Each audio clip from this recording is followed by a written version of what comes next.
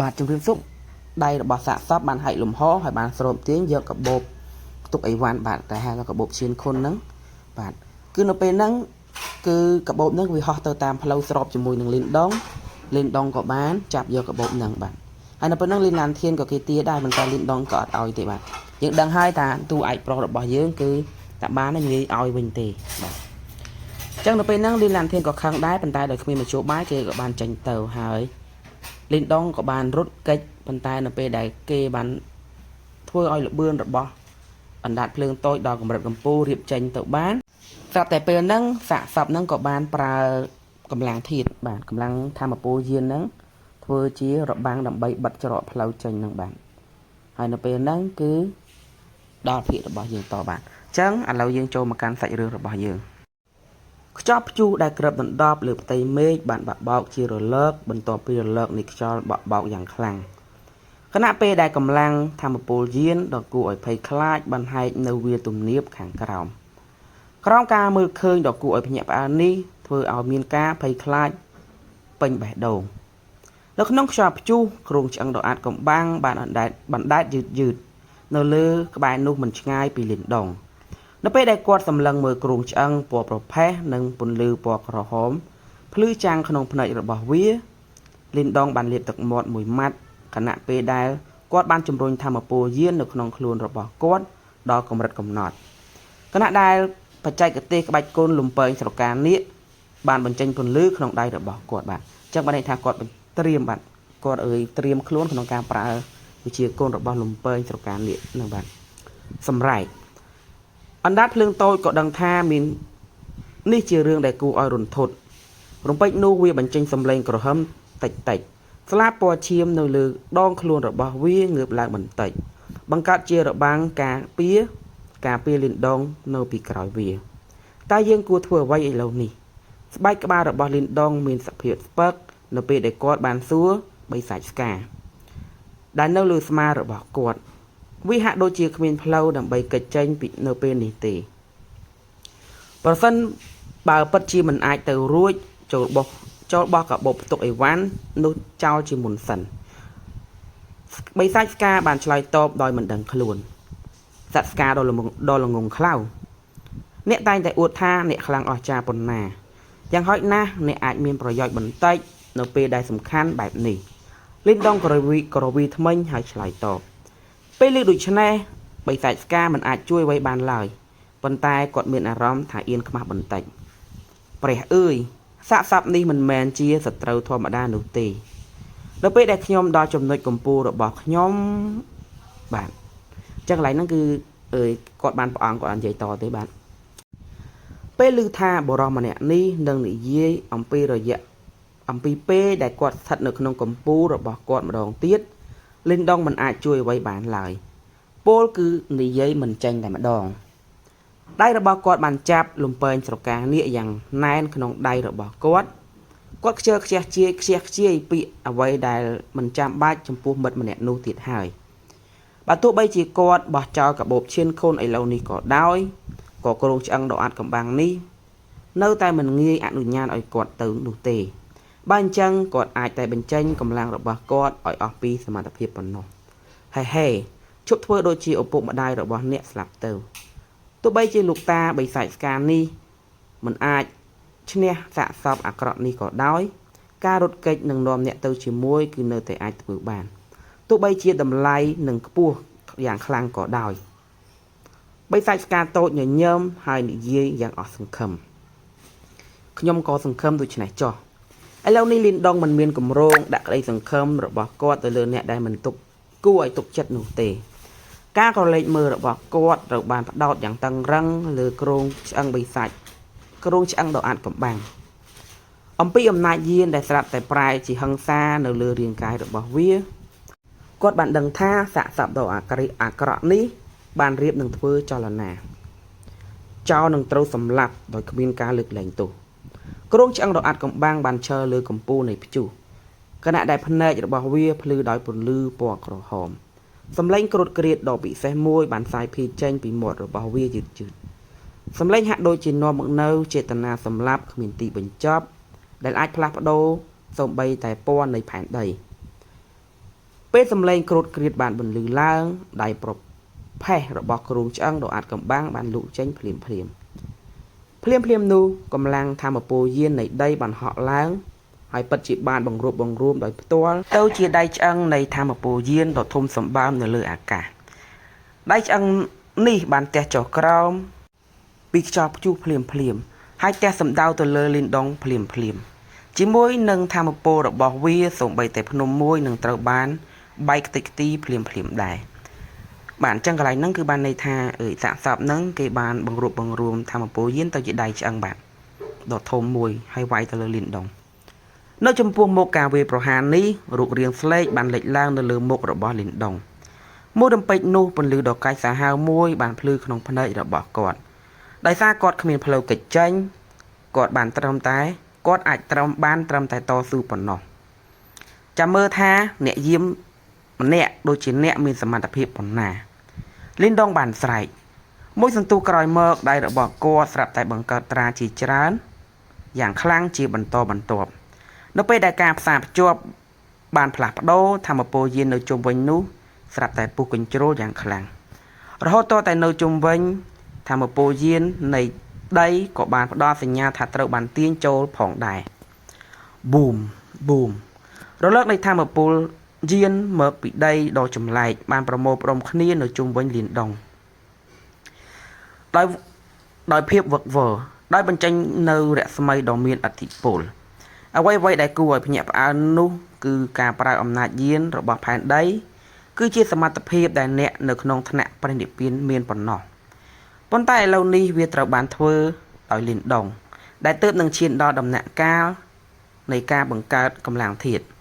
ប្រសិនបើឈុតនេះត្រូវបានឃើញដោយវាងតង់នឹងអ្នកដែលនៅសល់នោះពួកគេច្បាស់ជាស្រក់ទឹកភ្នែកមិនខានប្រសិនបើអ្នកចង់សម្លាប់ខ្ញុំនឹងផ្ដល់ឲ្យអ្នកនៅរសជាតិនៃម្រាមដៃឃុំឃាំងឋានសួគ៌ដ៏អស្ចារ្យធម្មពលយានបានផ្ទុះឡើងខណៈដែលភ្នែករបស់លីនដុងសម្លឹងយ៉ាងសាហាវគាត់បានឆ្ពោះទៅមុខហើយចង្អុលម្រាមដៃទៅលើមេឃពេលដែលម្រាមដៃរបស់លីនដុងរុញចេញខ្យល់បក់ខ្លាំងនៅលើមេឃហាក់ដូចជាស្ងប់ស្ងាត់នៅពេលនេះហើយពពកខ្មៅដែលបក់បោកបានបែកខ្ញែកយ៉ាងលឿនធម្មពលយានបានប្រមូលផ្ដុំគ្នាទៅជាម្រាមដៃខ្មៅដ៏ធំដែលមានប្រវែងរាប់រយម៉ែត្រកាត់តាមផ្ទៃមេឃដែលហោះចុះមកក្រោមដូចជាអាចផ្កាយពណ៌ខ្មៅដ៏ធំសម្បើមដែលនាំមកនៅភាពទុរភិក្សដ៏វិសេសវិសាលនិងបាញ់យ៉ាងសាហាវឆ្ពោះទៅរកគ្រូឆ្អឹងដ៏អាចកំបាំងម្រាមដៃឃុំឃាំងឋានសួគ៌ដ៏អស្ចារ្យនេះគឺជាក្បាច់គុណនៃការបង្ហាញដែលលីនដុងបានទទួលពីបន្ទះក្បាច់គុណនៃការបង្ហាញគាត់មិននឹកស្មានថាពេលប្រើប្រាស់វាគាត់អាចនឹងប្រមូលធម្មពលយាននៃផែនដីដោយស្វ័យប្រវត្តិនោះទេលើពីនេះពេលដែលគាត់បានប្រើម្រាមដៃឃុំឃាំងឋានសួគ៌ដ៏អស្ចារ្យចង្អុលទៅគ្រូឆ្អឹងដ៏អាចកំបាំងនោះធម្មពលយាននៅជុំវិញដីដែលនៅខាងក្រោមនោះបានកកយ៉ាងចម្លែកដោយសារតែមានគុកមួយដែលដាក់ចាក់ជាប់គ្រូឆ្អឹងដ៏អាចកំបាំងនៅខាងក្នុងដែលធ្វើឲ្យវាមិនអាចផ្លាស់ទីបានបាទអញ្ចឹងនៅពេលដែលប្រើវិជាគុណម្រាមដៃឃុំឃាំងឋានសួគ៌ដ៏អស្ចារ្យហ្នឹងវាមានម្រាមដៃវាយមកពីលើហើយអ្នកដែលត្រូវបានម្រាមដៃនឹងកំណត់គោលដៅហ្នឹងគឺវាត្រូវបានជាប់ទៀតបាទអញ្ចឹងមានន័យថាបើសិនជាអ្នកដែលមានកម្លាំងផាកផាយគ្នាឬលើសតិចតួចនៅពេលដែលលីនដុងប្រើហ្នឹងគឺអាចកិច្ចបានទេបាទអញ្ចឹងយើងតសាច់រឿងរបស់យើងទៀតជាការពិតណាស់ជាមួយនឹងកម្លាំងបច្ចុប្បន្នរបស់លីនដុងទោះបីជាគាត់អាចប្រើប្រាស់ម្រាមដៃឋានសួគ៌ឃុំឃាំងឋានសួគ៌ដ៏អស្ចារ្យក៏ដោយក៏គាត់ច្បាស់ជាមិនអាចចងគ្រងឆ្អឹងដ៏អាចកំបាំងនោះបានយូរឡើយដូច្នេះហើយធម្មពលយានដែលបានកកមានត្រឹមតែរយៈពេលមួយប្រព្រឹត្តភ្នែកប៉ុណ្ណោះមុនពេលដែលវាបានបំបែកដោយគ្រងឆ្អឹងដ៏អាចកំបាំងជាមួយនឹងរលកនៃដៃរបស់គ្រងឆ្អឹងដ៏អាចកំបាំងបាទដៃសដ៏ធំសម្បើម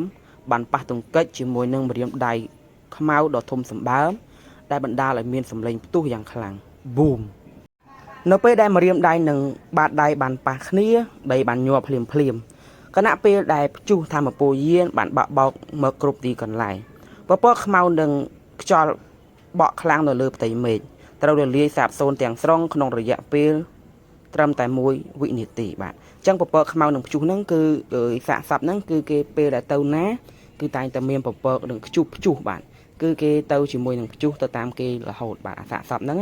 បាទអញ្ចឹងឥឡូវពេលដែលវាយវាបានរលាយបាទព្យុះថាមពលយានបានបាក់បោកពេញដីរំពេចនោះរលកខ្សាច់ដ៏ធំបានលេចឡើងនៅលើវាលទំនាបឈានដល់កម្ពស់រាប់រយម៉ែត្រគណៈពេលដែលវាបានលាតចេញជារៀងរង្វង់បក់បោកទៅគ្រប់ទិសទីភ្លាមនោះវាទំនាបទាំងមូលបានខ្លាចទៅជារញ៉េរញ៉ៃបាទអញ្ចឹងបានន័យថាពេលដែលបុកគ្នាទៅវាដូចផ្ទុះដូចគឺទម្លាក់នុយក្លេអ៊ែរអញ្ចឹងគឺវាបែកដូចអាគេហៅថាពពកផ្សិតនោះបាទប៉ុន្តែនេះវាបែកជាខ្សាច់ជាពពកអញ្ចឹងទៅបាទនៅឯចំណុចកណ្ដាលនៃព្យុះថាមពលយានបាតដៃឆ្អឹងនិងម្រាមដៃដ៏ធំសម្បើមបានបញ្ចេញរលកនិងព្យុះដ៏គួរឲ្យភ័យខ្លាចនៅទីបំផុតពួកគេបានផ្ទុះយ៉ាងសន្ធោសន្ធៅលីនដុងពិតជាអាចពឹងផ្អែកលើកម្លាំងដំណាក់កាលនៃការបង្កើតកម្លាំងធាតុរបស់គាត់ដើម្បីទប់ទល់នឹងការវាយលុករបស់គ្រោងឆ្អឹងដ៏គួរឲ្យភ័យខ្លាចទោះជាយ៉ាងណាក៏ដោយទោះបីជាគាត់អាចទប់ទល់នឹងការវាយប្រហារនេះក៏ដោយការបង្ហាញរបស់លីនដុងប្រែជាស្លេកស្លាំងភ្លាមឈាមស្រស់បានហូរចេញពីមាត់របស់គាត់ហើយសូម្បីតែដាននៃឈាមក៏ត្រូវបានបញ្ចេញពីរន្ធញើសដែលនៅពេញរាងកាយរបស់គាត់ក្នុងមួយវិនាទីគាត់បានខ្លាចទៅជាមនុស្សឈាមទាំងស្រុងបាទអញ្ចឹងបានន័យថាឈាមហូរពីមាត់ហើយឈាមចេញពីរន្ធញើសទៀតបាទបន្ទាប់ពីស្ដោះឈាមស្រស់មួយម៉ាត់ចេញហើយលីនដុងបានដើរថយក្រោយមិនឈប់ឈរប្រហែល100ជំហានមុនពេលដែលតួខ្លួនដ៏កំសត់របស់គាត់អាចរក្សាស្ថិរភាពបានបច្ចុប្បន្ននេះថាមពលយាននៅក្នុងខ្លួនរបស់គាត់ត្រូវបានប្រើប្រាស់អស់ទាំងស្រុងដោយសារតែការវាយប្រហារលើកមុនសាកសពនេះពិតជាគួរឲ្យភ័យខ្លាចណាស់លីនដុងជូតឈាមចេញពីក្នុងជ្រុងនៃមាត់របស់គាត់ខណៈដែលគាត់មានអារម្មណ៍ដឹងពីរបួសនៅក្នុងខ្លួនរបស់គាត់ហើយมันអាចជួយអ្វីបានក្រៅពីសើចយ៉ាងជូរចត់ទោះបីជាគាត់ស្ទើរតែអាចទប់ទល់នឹងការវាយប្រហាររបស់ភាគីម្ខាងទៀតក៏ដោយប៉ុន្តែការចំណាយសម្រាប់គាត់ពិតជាមិនតូចនោះទេអ្នកឈ្លានពាននឹងត្រូវសម្លាប់ដោយគ្មានការលើកលែងទោសពន្លឺក្រហមភ្លឺក្នុងភ្នែករបស់គ្រូឆ្អឹងដ៏អាចកំបាំងខណៈដែលសំឡេងដ៏រំជួលចិត្តបានបន្លឺឡើងភ្លាមមួយសន្ទុះក្រោយមកបាតដៃឆ្អឹងមួយបានវាយទៅលើមេឃខណៈដែលអំណាចយានដ៏គួរឲ្យភ័យខ្លាចបានបង្រួមនៅលើក្បាលរបស់វាម្ដងទៀតមួយសន្ទុះយ៉ាងខ្លីបាត់ដៃឆ្អឹងនៃថាមពលយានដ៏ធំសម្បើមចំនួន10ដែលធំជាងមុនទៅទៀតបានបង្កើតឡើងជារលកដែលគួរឲ្យភ័យខ្លាចរាលដាលចេញពីពួកវាបាទមានរលកដ៏គួរឲ្យភ័យខ្លាចដែលរាលដាលចេញពីពួកវា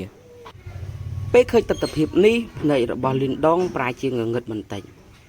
ការស៊ូទ្រាំនឹងបាតដៃឆ្អឹងមួយបានធ្វើឲ្យគាត់បាត់